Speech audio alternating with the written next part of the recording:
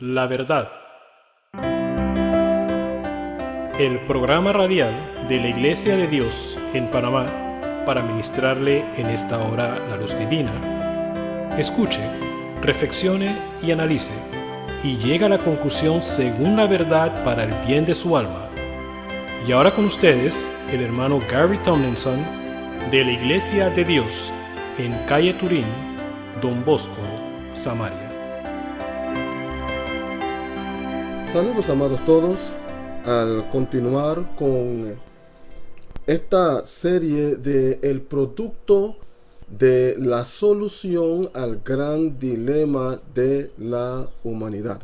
Hay tanto que Dios produce en la vida del individuo que se entrega para ser morada de la presencia de Él en su vida. Esto es abundante, esto es rico, esto es algo, como decimos, ¿no? A otro nivel, algo a otro nivel que cuando se considera, uno tiene que llegar a la conclusión, oye, esto es bueno, esto me conviene, esto es precisamente lo que yo estoy necesitando. Y claro, cae de su peso. ¿Cómo no va a ser lo que usted está necesitando si es Dios el quien lo está proveyendo? Quien conoce la necesidad de todos los seres humanos, quien conoce la condición de su creación y atinadamente puede lidiar con las situaciones que presentemente afectan al hombre. La humanidad está en gran necesidad y dentro de la humanidad está incluido usted. Y es importante que usted reconozca esa necesidad, de manera que pueda gozar de la tremenda bendición de esto que Dios está tan deseoso de producir en usted. Yo le digo una cosa. En el momento en que usted permita que Dios procese su vida y de realizarse la obra, usted no se arrepentirá. Esto está garantizado. Usted no se arrepentirá. Entonces continuamos con los otros aspectos que habíamos estado contemplando en esto, que se producen en la vida del individuo mediante la presencia del Espíritu Santo en él. ¿Sabe? Hay tanto que la gente tiene albergada en su mente en cuanto al concepto del Espíritu Santo morando en la vida del individuo. Hay conceptos muy desviados, muy desviados, que asimismo mantienen a las masas desviadas de la verdad. Y es mi oración que al continuar con esta gran verdad, puedan sus ojos ser abiertos y una vez cobrado registro de esto, hacer lo necesario para su propio beneficio. He aquí ahora el siguiente producto, lo que se produce en la vida del individuo que se constituye en morada del Espíritu Santo, en morada de la misma naturaleza de Dios en su vida. En el día final, escuchen, en el día final será vivificado por el poder del Espíritu que mora en él. ¿Qué le parece? Vivificado por el poder del Espíritu que mora en usted. De ser esa la realidad. Ese es otro tremendo producto. Vamos a verlo en el verso 10 del capítulo 8 del libro de Romanos, que nos dice lo siguiente: pero si Cristo está en vosotros, el cuerpo en verdad está muerto, refiriéndose al cuerpo físico. El cuerpo físico muere, porque esa es consecuencia del pecado. Es que cuando Dios culminó con la creación, siendo la última creación, el ser humano, que es la máxima creación, pues, de todo lo que Dios había hecho. La intención de Dios era vida eterna. La intención de Dios era que el hombre viviera para siempre, que nunca gustara la muerte. Pero tristemente, por la introducción del pecado, que el hombre voluntariamente permitió, entonces asimismo aquello trajo como consecuencia la muerte. Trajo como consecuencia dos muertes. La muerte espiritual, que es la separación del hombre de Dios, espiritualmente hablando. O sea, el espíritu del hombre queda desconectado de Dios. Y en esa condición el individuo se encuentra muerto delante de Dios. No responde a Dios como debería. Y eso fue lo que pasó con Adán y Eva. Después que ellos incurrieron en pecado, cuando antes, al percibir la presencia de Dios, era un momento de gozo, deleite, y querían estar allí con Él. Ahora, después de haber incurrido en el pecado, había temor. Al percibir la cercanía de la presencia de Dios, ¿cuál fue la actitud? Esconderse. Había miedo. Bueno, esa es consecuencia del pecado. Muerte espiritual. Ya ellos estaban muertos espiritualmente a causa del pecado, de la desobediencia. Así que se dio la muerte espiritual. Y juntamente con aquello, el pecado también trajo como consecuencia la muerte física. En otras palabras, ya cuando el individuo físicamente hablando deja de existir. Entonces, a esto es a lo que se está refiriendo el apóstol Pablo en este verso 10 que acabamos de leer del capítulo 8 del libro de Romanos, en donde él dice, lo volvemos a leer: pero si Cristo está en vosotros, el cuerpo en verdad está muerto a causa del pecado. Llegará el momento cuando ese cuerpo dejará de existir, está sujeto a muerte. Mas el espíritu vive a causa de la justicia. El espíritu vive a causa de la obra justificadora de Dios en la vida del individuo. ¿Ok? Sigamos. Ahora nos dice el verso 11: y si el espíritu de aquel que levantó de los muertos a Jesús mora en vosotros, a pesar de que el cuerpo está sujeto a muerte por el pecado, pero habiendo sido justificados, si el espíritu de aquel que levantó de los muertos a Jesús mora en vosotros, el que levantó de los muertos a Cristo vivificará también vuestros cuerpos mortales por su espíritu que mora en vosotros. Vamos a explicar este asunto. Porque lo que queremos es que haya entendimiento. Por la manera como está escrito esto, pareciera ser un enredo, pero esto tiene todo el sentido del mundo.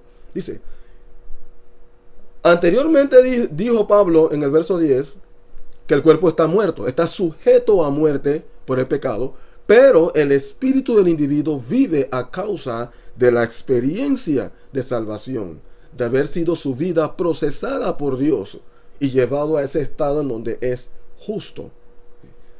Y sigue diciendo en el verso 11: y si el espíritu de aquel que levantó de los muertos a Jesús mora en vosotros. En otras palabras, lo que Pablo está diciendo con esto es que después que Cristo murió, después de ser crucificado, una vez bueno, ya habiendo sido muerto, la palabra nos enseña que al tercer día Jesucristo resucitó. Pero esa resurrección se dio por el poder del Espíritu Santo. Dios resucitó a Cristo por el poder del Espíritu Santo. Y eso está plasmado en varias porciones en la Escritura. Entonces nos dice, y si el Espíritu de aquel que levantó de los muertos a Jesús mora en vosotros, el Espíritu de aquel que levantó de los muertos es el Espíritu de Cristo.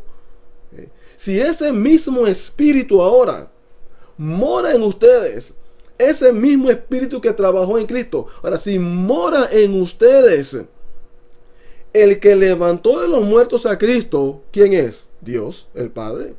El que levantó de los muertos entonces a Jesús, a Cristo, vivificará también vuestros cuerpos mortales. Esos mismos cuerpos que para aquel entonces estarán muertos, sea cual sea la condición, en esa condición de putrefacción, en esa condición donde ese cuerpo ni siquiera exista, por así decirlo, por el lapso de tiempo, ya la descomposición se ha dado y todo eso ha pasado y han pasado años y han quedado los huesos o prácticamente nada. Bueno, con todo y eso, la palabra nos está asegurando que el que levantó de los muertos a Cristo Jesús vivificará también vuestros cuerpos mortales por su Espíritu que mora en vosotros. En otras palabras, nuestra resurrección está garantizada. Gloria a Dios. Una resurrección garantizada en el día final. Lo que pasa, amados, es que cuando todo esto termine, se dará la resurrección de los muertos. Y los que hicieron el bien resucitarán a vida eterna. Pero los que hicieron el mal, los que nunca se identificaron con Cristo, resucitarán para muerte eterna. Entonces, en esa resurrección seremos transformados para tener cuerpos nuevos, de manera que podamos estar eternamente con el Señor. ¡Qué bendición! Después que todo esto haya pasado, después que todo esto deje de existir. Esto está bastante claro y plasmado en el libro de Primera de Corintios, capítulo 15, si no me equivoco, donde se habla acerca de la resurrección de los muertos. Les recomiendo que lea esa porción para tener más claridad. No vamos a adentrarnos a aquello ahora por el factor tiempo, pero esa es la verdad. Y la palabra aquí nos lo está mostrando. Vamos a leerlo nuevamente para que el asunto pues pueda comprenderse ahora en su mayor amplitud. Pero si Cristo está en vosotros, ¿cómo? En la forma del Espíritu Santo. El cuerpo en verdad está muerto a causa del pecado. El cuerpo sujeto a muerte por el pecado, como consecuencia del pecado. Mas el Espíritu vive a causa de la justicia.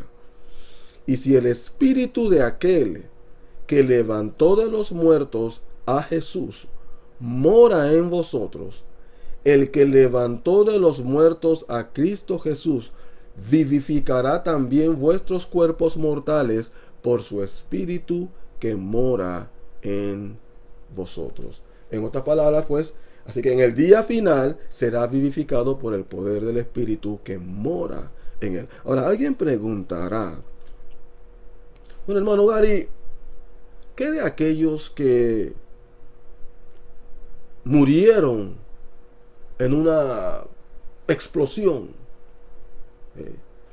Sus cuerpos fueron dispersos. En otros casos, sus cuerpos prácticamente desaparecieron de la escena. ¿Qué de esas personas? Bueno,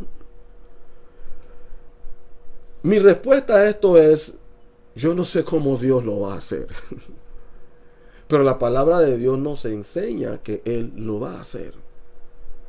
Y mi sentir personal es que de alguna manera Dios va a ir recogiendo de donde está. Si esa mano estaba por allá y el pie estaba por acá y a tal distancia estaba la cabeza, y yo no sé cómo Dios lo va a hacer.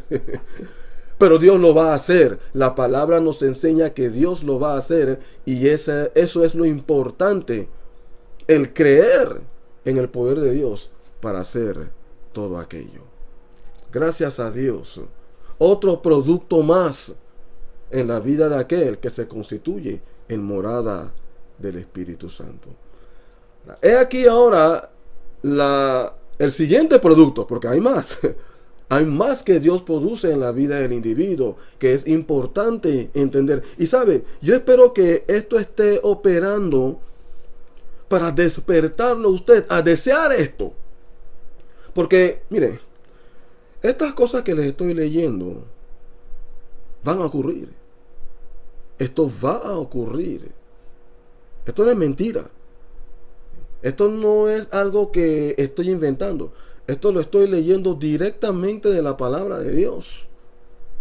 Sin torcer nada ni... Usted mismo puede corroborarlo. Usted mismo puede ir a su Biblia y corroborar si lo que estoy leyendo es verdad o no. Y el Espíritu Santo se lo hará saber. Porque Dios está interesado en que usted conozca la verdad. Entonces, he aquí el siguiente producto. Aquel que se constituye en morada del Espíritu Santo no tiene deuda alguna con la carne. No tiene deuda alguna con la carne. En otras palabras, su condición es tal en donde él no se siente como si tuviera que deberle al espíritu carnal, ese espíritu con el cual estuvo como uña y carne por todos estos años sin el Señor. Ese espíritu con el cual estuvo continuamente en afinidad, haciendo lo que no le convenía y lo que lo estaba llevando para la destrucción. Bueno, Pablo está diciendo, ya tú no le debes nada a ese espíritu. No tienes nada que... no tienes que sentirte comprometido ya más con ese espíritu. Considérate totalmente desvinculado de aquello. Lo que pasa, amados, es que la experiencia de salvación produce una revolución en la vida del individuo y lo lleva a una condición en la que lo separa de todo aquello que se constituía en una destrucción para él como individuo. Una destrucción para su espíritu, una destrucción para su mente, una destrucción para su cuerpo, para todo su ser. Entonces, uno podría sentirse, óyeme, todos estos años he estado haciendo esto. Y cuando uno se acostumbra a hacer algo por buen tiempo, llega un momento en donde uno se siente ya atado a aquello. Como que, bueno, tengo que hacerlo, sin haber una razón válida que justifique su compromiso con eso, que constantemente lo ha estado avasallando para mal. Es como imagínese usted un siervo, una persona sirviéndole a otra. Pero esta otra persona que se ha constituido en su amo, si bien es su amo, pero el trato que le ha estado dando no es el correcto. Entonces, el siervo, no teniendo dónde ir, se somete. Vive en esa casa. Se mantiene subyugado bajo el dominio de ese dueño, por así decirlo. Y se siente comprometido a servirle. Quizás en un momento quisiera desprenderse, cansado de vivir así. Oh, pero se siente comprometido. Bueno, es aquí en donde como, aquí es en donde duermo, aquí es en donde recibo mi sustento y todo aquello. ¿Cómo voy a separarme de aquel a quien considero mi Señor? Y sabe una cosa, déjeme decirle una cosa. Esto es exactamente lo que está produciendo el régimen carnal en la vida de las personas que se mantienen bajo su gobierno. Las personas se sienten comprometidas. Así mismo como ese siervo se siente comprometido con aquel a quien considera su Señor, a pesar del maltrato. Oh, amados, usted no se imagina cuánto es el maltrato de la carne sobre la vida del individuo. Pero la palabra nos está diciendo que no necesitamos aceptar, mantenernos como comprometidos, deudores a la carne. Allí está, el verso 12 nos dice: así que, hermanos, deudores somos, no a la carne, para que vivamos conforme a la carne. Ahora, vamos a corroborar este asunto, porque esto lo considero importante. ¿Sabe por qué? Porque la mente de las personas están saturadas con ese concepto de estamos en la carne. Oye, tú eres salvo. La sangre de Cristo te ha limpiado. O sea, la persona, sí, ¿cómo no? Yo soy salvo, yo soy hijo de Dios. Entonces, ¿cómo va a ser posible que todavía estás en la carne y eres salvo a la vez? Porque, o sea, define tu vida. Porque si estás salvo, tu vida necesita estar bajo el régimen espiritual y no carnal. Estamos hablando de dos regímenes opuestos. O estás en la carne o estás en el espíritu. Y Pablo continuamente hace la marcada diferencia en estas porciones que hemos visto. Usted se ha dado cuenta de aquello. Usted tuvo que haberse dado cuenta, a medida que vamos avanzando, cómo se hace la marcada diferencia de un régimen y el otro. Es que estamos hablando de dos naturalezas completamente opuestas. Se lo he venido diciendo y sigo recalcándolo. Dos naturalezas completamente opuestas. Y como se lo he mencionado, usted no puede esperar que un oso actúe como un lagarto, porque es un oso. Él no puede actuar como un lagarto y un oso a la vez. Eso es imposible, porque su naturaleza es la de un oso y la naturaleza del lagarto es la de un lagarto. Estamos hablando de dos naturalezas distintas. Bueno, es exactamente lo mismo en lo que tiene que ver con la experiencia de la morada del Espíritu. El Espíritu, cuando viene a la vida del individuo, quiebra, rompe, deshace el poder de la carne sobre la vida del individuo, una vez que el individuo haya tomado su cruz para morir a ese régimen. Y eso es lo que vamos a ver ahora en el libro de Romanos capítulo 7,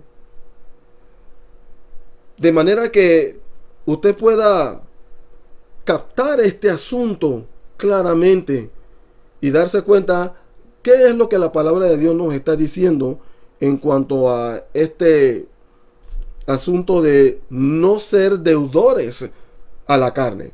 Nos dice la porción. En esta porción, como una pequeña introducción, Pablo toma la ley del matrimonio. La ley del matrimonio. En otras palabras, la mujer casada con el hombre. La mujer legítimamente casada con el hombre. Pablo toma esta ley del matrimonio y hace una analogía. Hace una analogía con los judíos casados con la ley mosaica para explicar lo que ocurre entre ellos. Él hace una analogía. En otras palabras, lo que Pablo dice, bueno, así como ocurre con la mujer que está casada con el hombre, y mientras el hombre vive, o mientras ella viva, mientras ambos vivan, la ley del matrimonio se mantiene rigiendo la vida de ambos. De la misma manera, entre los judíos, mientras se mantengan ellos casados, por así decirlo, con la ley mosaica, asimismo esa ley mantiene su régimen sobre la vida de ellos mientras ambos vivan, mientras los judíos vivan para esa ley y esa ley se mantenga viva para ellos.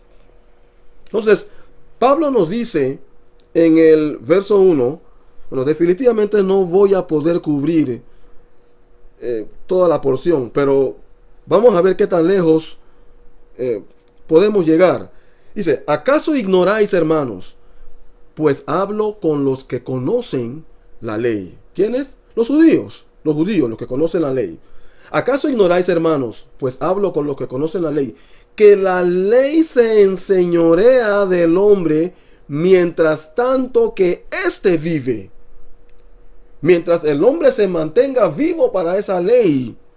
Entonces la ley se enseñorea sobre el hombre. Porque, el verso 2, la mujer casada está sujeta por la ley al marido mientras éste vive. Pero si el marido muere, ella queda libre de la ley del marido. Ella queda libre. Lo que Pablo está dando a entender aquí es que mientras ambos viven, asimismo la ley del matrimonio se mantiene sobre ambos. Y sigue diciendo, así que si en vida del marido se uniere a otro varón, será llamada adúltera. Si en vida del marido será llamada adúltera. Pero si su marido muriere, es libre de esa ley, de tal manera que si se uniere a otro marido, no será adúltera. No será adúltera.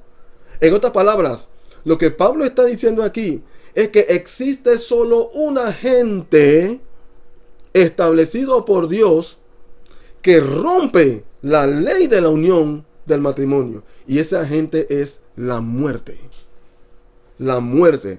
Esta es la razón por la cual esto es hasta que la muerte los separe. Si ambos se mantienen vivos, la ley del matrimonio se mantiene efectiva para ambos. Y solamente se quebranta o deja de existir o se deshace cuando uno de ellos muere. Bueno, vamos a dejarle esto hasta aquí como una pequeña introducción para lo que vamos a ver en nuestra próxima sesión en relación con esto. Espero pues que usted pueda sintonizar nuevamente, porque esto es sumamente importante conocerlo. Hay mucho que entender a través de aquello. Por tanto, amados, queridos todos, seguiremos. ¿Ha escuchado usted la verdad? Sus preguntas pueden ser aclaradas llamándonos al 507-398-1667. Repetimos, 507-398-1667. Visítenos a nuestro sitio web www.laiglesiadediospanamá.com. Repetimos, www.laiglesiadediospanamá.com. Contáctenos desde cualquier punto del mundo para aclarar sus dudas, para consejerías personales, enseñanzas, charlas, seminarios o prédicas. Que Dios haya ministrado a su mayor necesidad es nuestra oración. No olvide, suscríbase a nuestro canal La Verdad.